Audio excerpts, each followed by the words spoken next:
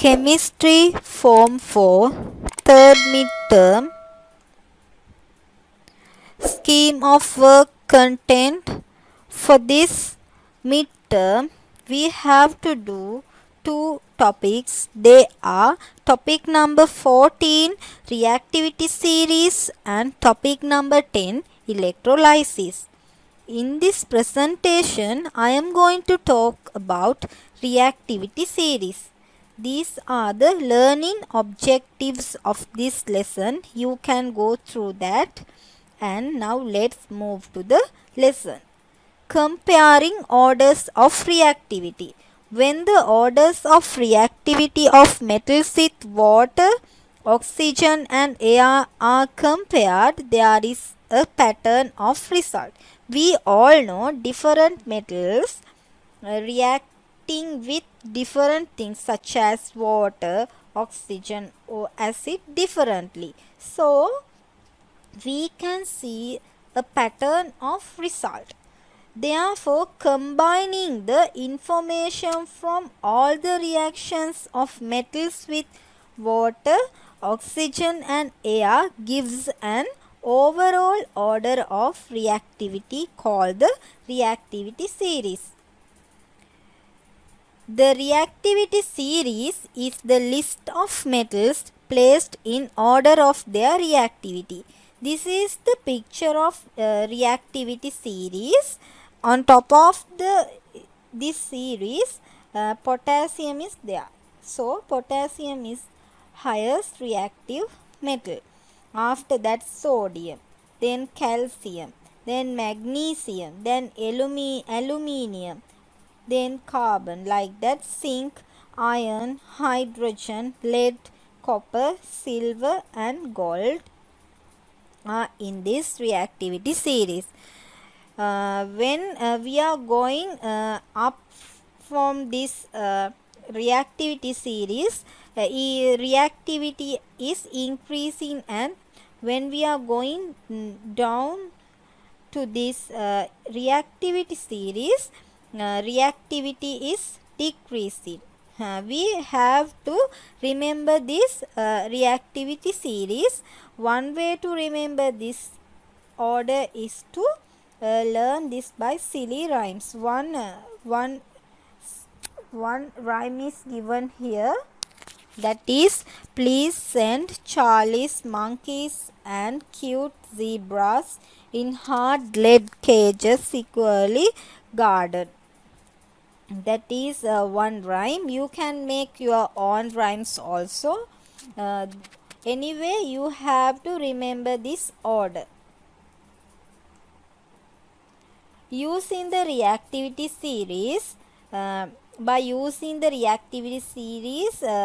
we can make predictions about the reactions of metals.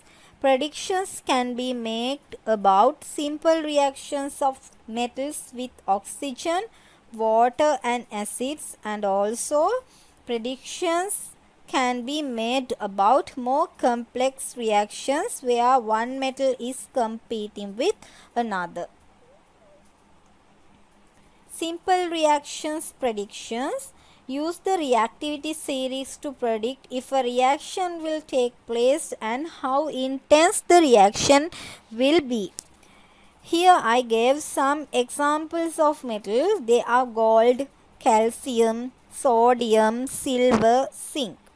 Here is a reactivity series. Now see, gold is in the bottom of the reactivity series. So, when we are going down in this series, reactivity is decreasing. So, with acid or with oxygen or with water, we can predict no reaction. So, we all know it is a common thing, gold is very unreactive metal. Then see the example number 2, calcium. Calcium is here. That means that is situated in the upper part of the reactivity series. So, it is somewhat reactive metal. So, with water we can predict fission like reaction. Like that, Sodium with oxygen burns vigorously. Silver with oxygen, very slow reaction. Zinc with oxygen burns moderately. Like that, we can predict the type of reaction. It is a fast reaction, or is that a slow reaction, or it's a moderate reaction, like that. That is one advantages of reactivity series. Now let's move to the other slide. When does displacement happen?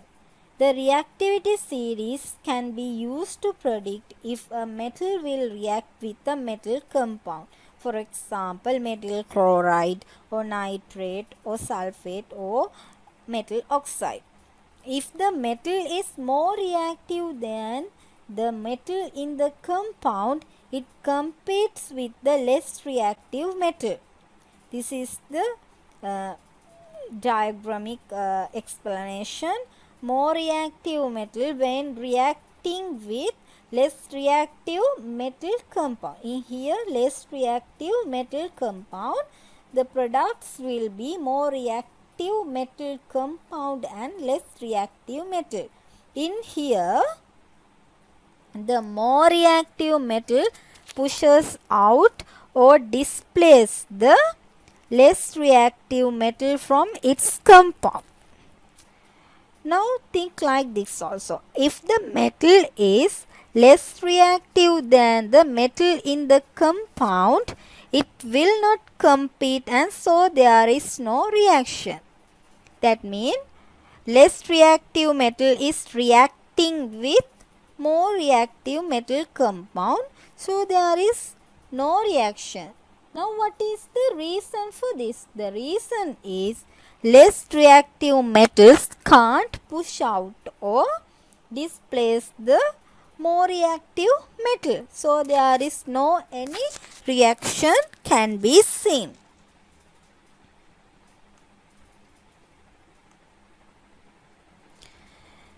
This is a small experiment about displacement reaction involving in metal oxides. For this we need a tripod, gauze, ceramic paper, a Bunsen burner and copper oxide and magnesium powder.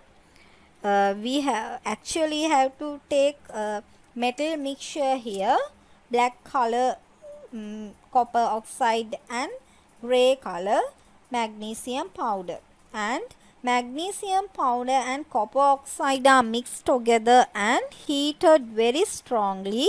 At the end, traces of white magnesium oxide are left on the ceramic paper. This is the chemical reaction takes place here. Magnesium reacting with copper oxide, magnesium oxide and copper. In here, magnesium is more reactive than copper in copper oxide, so magnesium can displace copper from copper oxide. Now let's move to the other slide. In here there are some more examples of displacement reactions of metal oxides. Heating magnesium with zinc oxide to produce zinc metal. This is the chemical equation, same as previous one. Other example is a black mixture carbon and copper oxide is heated in a test tube. This is the picture of the metal mixture, a black color metal mixture. It contains copper oxide and carbon. Then the mixture glows red hot because of the heat given out during the reaction, and you are left with pink brown copper in the tube. At the end of the experiment, you can see pink brown copper inside the test tube. This is the chemical equation occurred here. Displacement reactions examples. The reactivity series can be used to predict if the metal will react with the metal compound. Will magnesium react with copper chloride? Will react with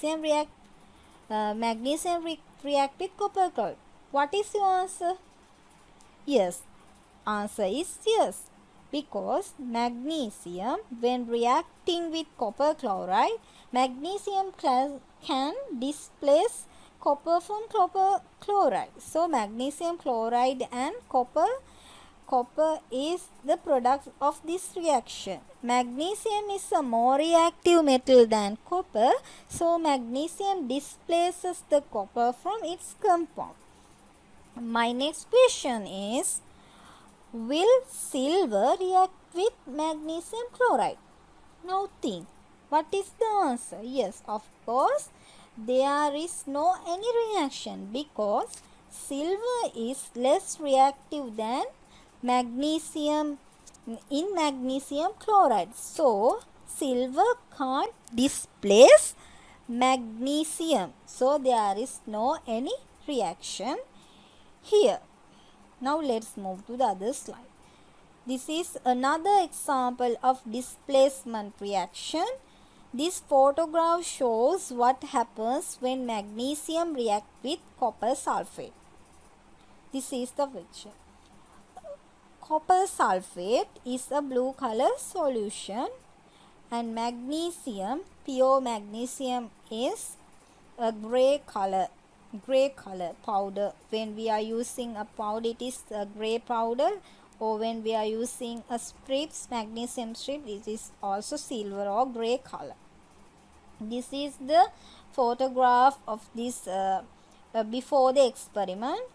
Then why does the blue color of the copper sulfate solution gradually disappear during this reaction? Now you have to think why this happened, why there was a color change.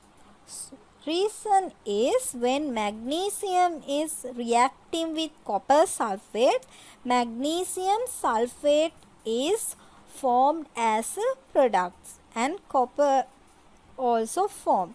Magnesium sulfate solution is a colorless solution. So there is a color change to blue to colorless and pink brown.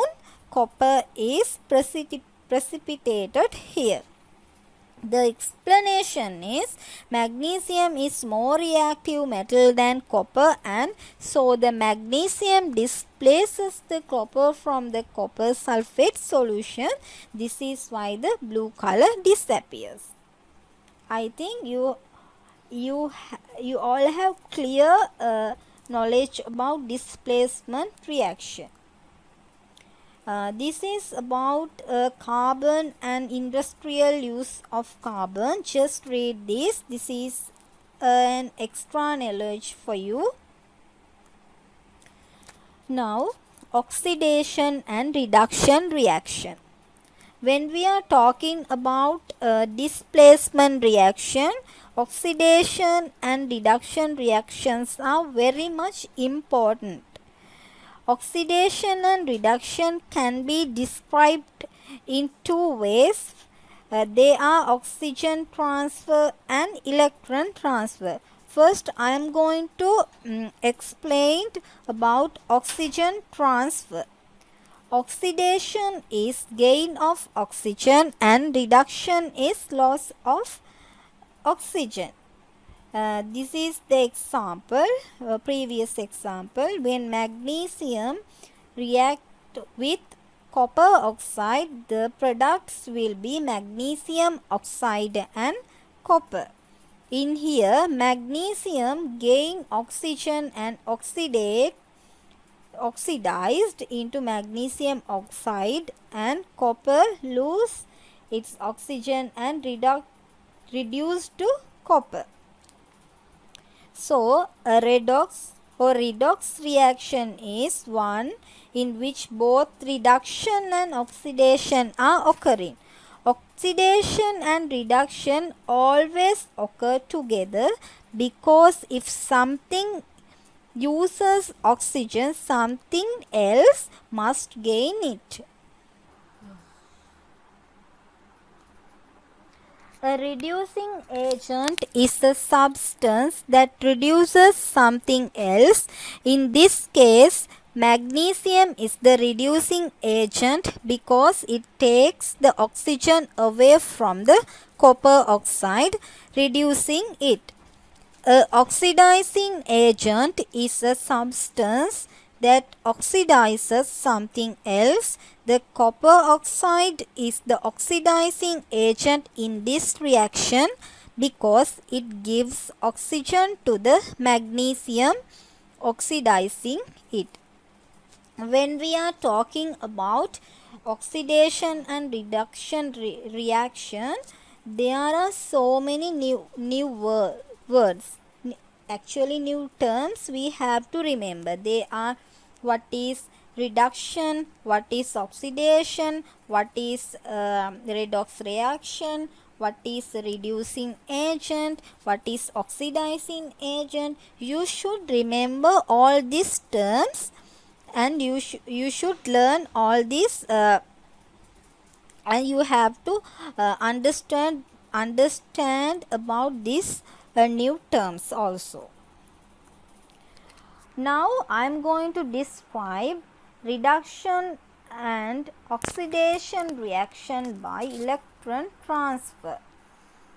In here also I take a previous example. Magnesium is reacting with copper oxide to form magnesium oxide and copper. The magnesium and the copper are the metals and are made of metal atoms. We all know metals are made of metal atoms and the ionic compounds are made of ions. So, in here, copper oxide and the magnesium oxide are both ionic compounds. So, they have ions. The copper oxide contains copper 2 plus ion and oxygen 2 minus ion, and magnesium oxide contains magnesium 2 plus ion and oxygen 2 minus ion. And this is the ionic equation of this reaction, and this is the chemical equation. In chemical equation, we are not writing the ions. Clearly identify the difference between chemical reaction and ionic reaction. In ionic reaction, we can write ions. In chemical reactions, we can't write ions. That is the difference between an ionic equation or ionic reaction and chemical reaction. So, by the term of electron transfer, oxidation is loss of electron, reduction is gain of electron. Oil rig can be helpful in remembering this. O in oil rig, O mean oxidation, I mean is, L loss of electron, R reduction, I again is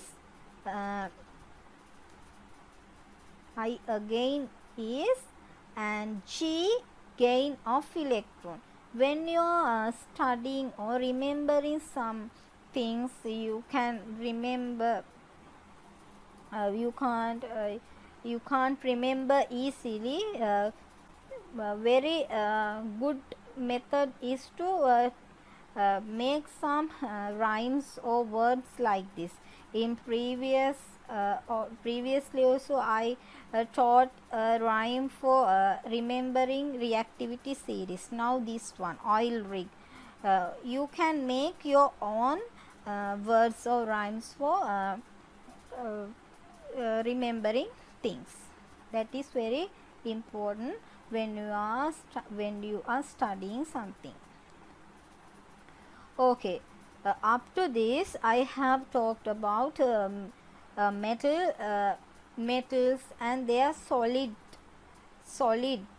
of metals and their displacement reaction. Now I am going to talk about displacement reactions involving in solutions of salt. I'll describe this by two examples. The first one is a reaction between zinc and copper sulfate solution. Zinc solid and copper sulfate solution, we all know it is a blue color solution, and the result, when these two reacting together, the products will be zinc sulfate and copper solid. So this is the chemical equation of this reaction, and this is the ionic equation of this reaction. Now you can see sulfate ions are same to the both side. So the sulfate ion is called spectator ion. This is the oxidation and reduction explanation of this reaction. I told you previously. Now I am going to talk about displacement reaction involving in solution. Solution, they have ion. So in here zinc lost its electrons and oxidized into zinc 2 plus ion, and copper 2 plus ions gained electrons and form copper solid. So oxidation and reduction reactions are happen in this equation, and this is a redox reaction because both the oxidation reaction and reduction reactions are occurred in same reaction. So the other example is the reaction between copper and silver nitrate solution. Copper, when reactive with colorless silver nitrate solution, the products will be blue colors copper nitrate solution and black silver. This time the nitrate ions are spectator ions, and final version of the ionic equation look like this. This is the ionic equation. Copper when reacting with silver ions, products will be copper 2 plus ions and silver. Here this in this side left side this should be silver ions. Okay, you have to correct that. This should be silver ions, and this is another redox reaction. This is the half equations. This is oxidation reaction and this is reduction reaction. You can see in this picture, this is the beginning of this experiment. Colorless silver nitrate solution. This is a copper strip, and when the reaction is occurring, the color is gradually changing into blue color because copper nitrate is forming, and this metal, silver metal, black color silver metal is precipitating. So that's about the reaction between copper and silver nitrate solutions. Now let's move to the other slide. Now reactions of metals with water. Reactions of metals with water can be divided into two groups.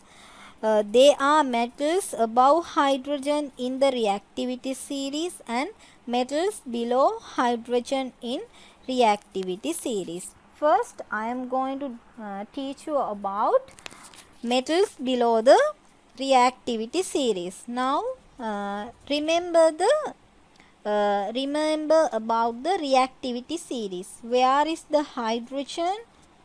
Oh yes, hydrogen is hydrogen.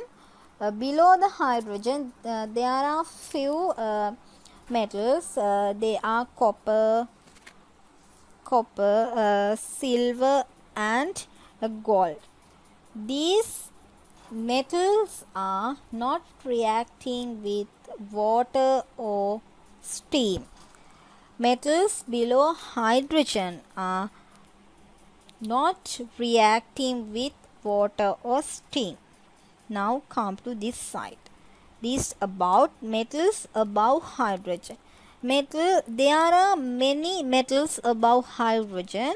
They are reacting with water in two ways. With cold water, they are reacting with producing metal hydroxide and hydrogen, and steam, they are reacting with producing metal oxide and hydrogen.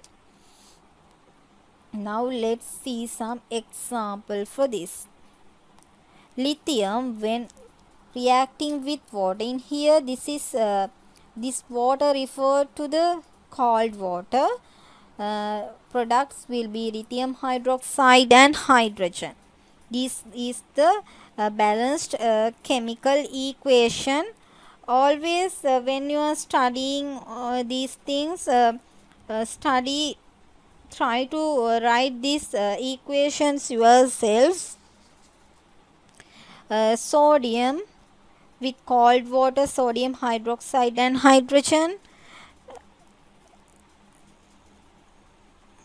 Potassium with cold water, potassium hydroxide and hydrogen. There is a same pattern when reacting with cold water. But this is the small summary of metals. Group 1 metals reacting with water. Lithium, bubbles of gas are given off quite quickly. When tested with universal indicator, the water is now alkaline. This is the picture of lithium, how reacting with water. Sodium, the sodium metal melts and skims over the surface, producing a stream of small bubbles. Sometimes a yellow-orange flame appeared. This is the sodium. Potassium immediately produces a lilac flame as it skims around the surface, making a fizzing noise. This is potassium. Reaction of calcium with cold water. In previous slide, I gave a small summary about lithium, sodium and potassium. All of them are group 1 metals, alkaline metals, but calcium is belong to the group 2, and reaction of calcium with water is somewhat different than group 1 element. Let's look the difference between group 1 and group 2 metals with water. Calcium reacts gently with cold water. The grey granules sink but are carried back to the surface again as bubbles of hydrogen are formed around them. Calcium hydroxide is formed. It is not very soluble in water. We all know metal hydroxide in group 1 elements, they are highly soluble in water, but group 2 metals such as calcium is not like that. Some of them dissolve in water, but most of them left as a white insoluble solid. This is the balanced chemical equation of this reaction. Now look at the reaction of magnesium with cold water. There is almost no reaction. With steam, The magnesium burns with a bright white flame in steam, producing hydrogen. This is the chemical equation. This is the photograph of this experiment. Magnesium. This is steam producing magnesium oxide. Reaction of zinc or iron with steam. With zinc oxide is formed. This is yellow when it is hot but white on cooling. You have to remember that zinc oxide is yellow color when it is hot, but when it is cooling it is white color. With iron, the iron becomes slightly darker gray. A complicated oxide is formed called tri-iron tetroxide, Fe3O4. This is the balanced chemical equation. Now we have discussed about reactions of metals with water. Now let's move to the topic reactions of metals with dilute acids. There is a small practical for this investigation into the reactions between metals and dilute acid. For this, set up 4 test tubes and put about 2 cubic centimeters of dilute hydrochloric acid into each one and put a small piece of magnesium, zinc, iron or copper into each test tube and observe any reaction that occurs. If there is fission, collect or trap the gas and test with a Leyden splint. A squeaky pop indicates the presence of hydrogen gas. Repeat the experiment with dilute sulfuric acid. And this is the summary about how the metals are reacting with dilute hydrochloric acid. Magnesium reacts vigorously with lots of fizzing. The gas produced gave a squeaky pop with a Leyden splint. A colorless solution is formed. The test tube gets hot. Zinc, steady reaction, fizzing. Enough gas eventually collected to produce a squeaky pop with a Leyden splint. A colorless solution formed. The test tube gets warmer. Iron, slow fizzing. Very little gas was collected in the time available. A very pale green solution formed. Because why in here a very pale green solution formed? Think about that. The test tube got slightly warmer. Copper, there is no changes, and all these reactions are exothermic because heat is given out.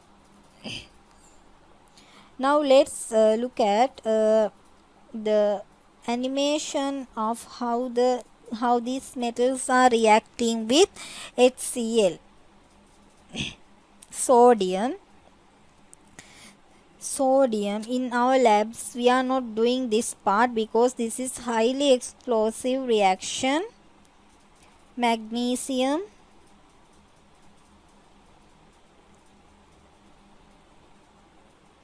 iron, lead, copper.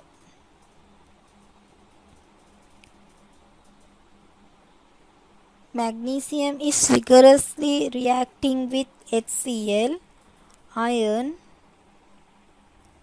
lead and copper. This is the other part of this experiment.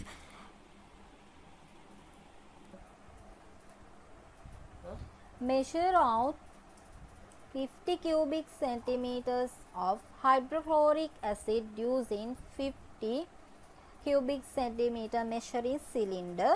Then pour the hydrochloric acid into a polystyrene cup. Then measure the initial temperature of the hydrochloric acid. Then weigh out 0.01 moles of magnesium. That means you have to weigh out 0.24 grams of metal powder and add the magnesium powder to the polystyrene cup, stirring rapidly and measure the maximum temperature reached. And repeated this procedure with the other metals using 0.01 moles in each case.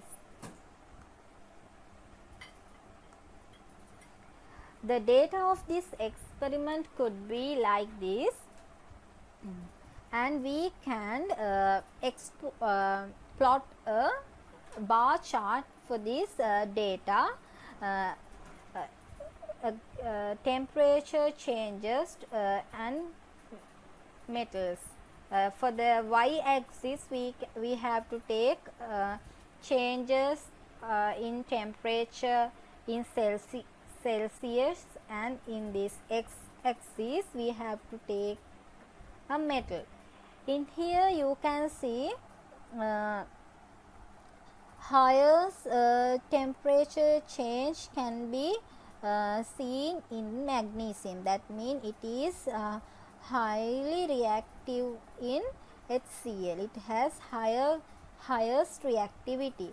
In copper there is no any temperature change because there is no any reaction between copper and HCl solution. And we can plot this graph against temperature changes with metal react with sulfuric acid or nitric acid also. Metals and acids general equations. Gold is an unreactive metal that does not react with acid. Other metals such as magnesium and zinc react with acid producing bubbles of gas. The squeaky pop test shows that this gas is hydrogen. When a metal reacts with acid, the products are metal salts and hydrogen. What is the general equation for the reactions of a metal with acid? When a metal is reacting with acid, the products will be metal salts and hydrogen. And the type of the metal salt is changing according to the acid we are using here. For example, in here if we are used hydrochloric acid, we can obtain metal chloride. If we used nitric acid here, metal nitrate. In here, if we are used metal sulfuric acid, metal sulfate can be obtained as a product. So let's look at some example. With hydrochloric acid, magnesium, with hydrochloric acid, magnesium chloride and hydrogen. This is the chemical equation, chemical balanced equation. Write and study this equation. It is the best method to remember these equations. Aluminium with hydrochloric acid, aluminium chloride and hydrogen. Zinc with hydrochloric acid, zinc chloride and hydrogen. With sulfuric acid, magnesium sulfuric acid, magnesium sulfate. Like that with aluminium, aluminium sulfate, with zinc, zinc sulfate.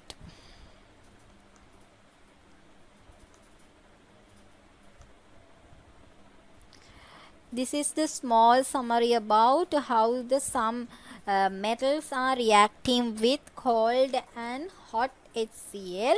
Magnesium with cold acid freezed rapidly but with no any reactions with hot HCl. Aluminium with cold acid there is no any reactions, but with hot acid bubbled quickly. Try to find the reason for this reactions, observations of these reactions, and discuss with your friends. Copper reaction with cold acid, no reaction. With hot acids, also no reaction. Iron with cold, no reaction, but with hot acid, slow bubbling. Lead, no reaction, but with hot acid, occasional bubbles. Calcium with cold acid, really fast reactions, but with hot acid, no reactions. Zinc with cold acid, moderate bubblings. This is the photographs of some metals reacting with uh, acid solutions.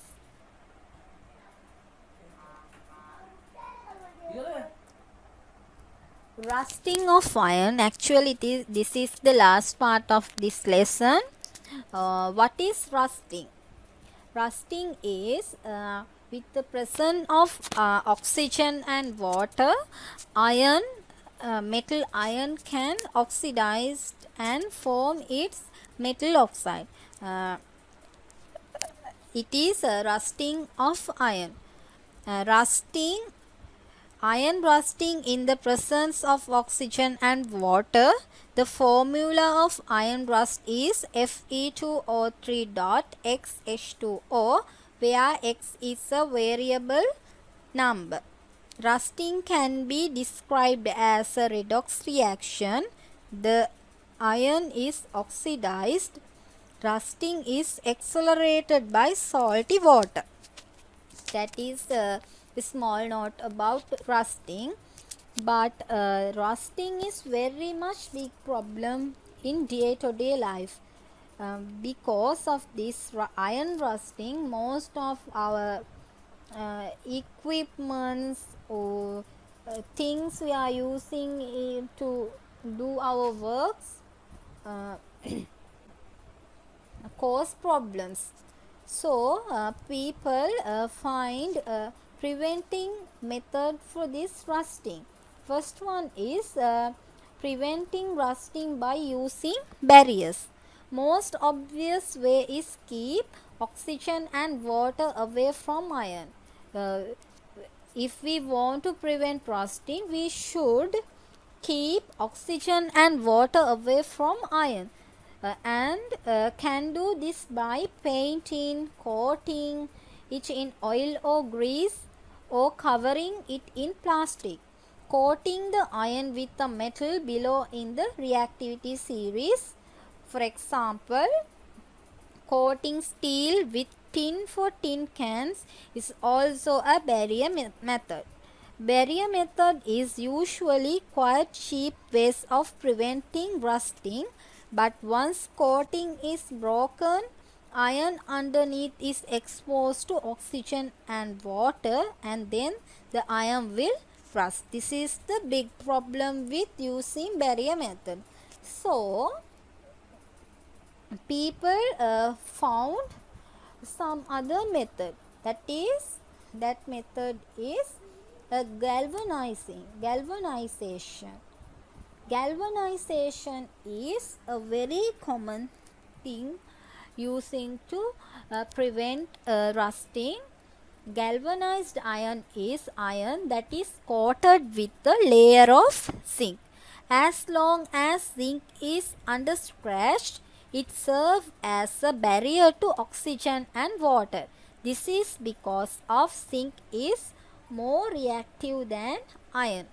During the process, the zinc loses electrons to form zinc ions. This is the half reaction. These electrons flow into the iron. Any iron atom which has lost electron to form an ion immediately regains them. If the iron cannot form ions, it can't rust. These are the examples of galvanized things used in day-to-day life. This is roofing sheets used to make roofs. These are wires, galvanized wires. preventing rusting by using sacrificial protection. For this, have to use a metal that is more reactive than iron. The corrosion of the more reactive metal prevents the iron from rusting. Such blocks are called sacrificial anodes. Example: zinc, magnesium, aluminium. Galvanizing is a combination of a barrier method and sacrificial protection. Underneath pipelines are also protected using sacrificial protection. These are the examples of sacrificial protection. This is the fan of a ship. This is underneath pipelines.